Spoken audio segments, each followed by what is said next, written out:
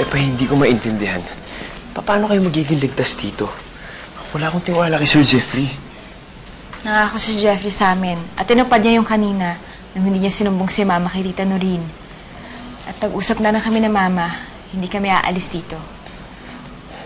Paano kung naging malupit ulit si Sir Jeffrey sa inyo? Hindi kayo makakaangal dun. Sabi niya sa amin, wala naman daw siyang gagawin hanggat nandito kami sa bahay niya. Ayos na rin yun. Basta magkasama kami ni Mama. Kahit ang kapalit nun, ay maging girlfriend niya ulit. Pipilitin mo sarili mo, mahalin siya ulit? Hindi. Nakikisamahan ko lang talaga siya. Ang pagmamahal, kusa yung binibigay, hindi yan pinipilit.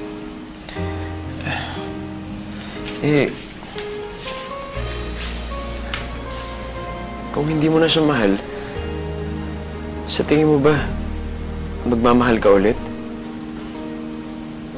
Oo naman. Bakit hindi? Siguro sa tamang lalaki na.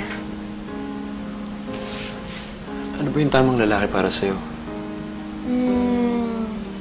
Yung mabait.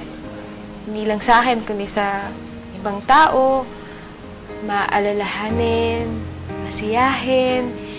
Yung tipong kapag kasama mo siya, parang pakiramdam mo palagi kang nakangiti. Tapos parang ang sarap-sarap mabuhay. Ikaw ba, Inoy, nagkaroon ka na ng girlfriend?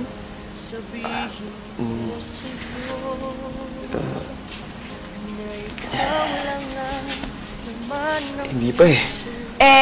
Sigurado naman ako, meron ka nang nagustuhan noon. Nangako ako na hindi na ako magpapakita sa'yo. Pero sa sarili kong paraan, babantayan kita. Tutulungan kita. Dito ako para sa'yo. Sadyang pinagtagpo ang ating kapalaran.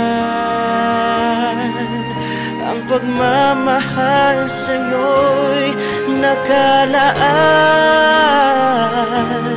Magkaibang mundo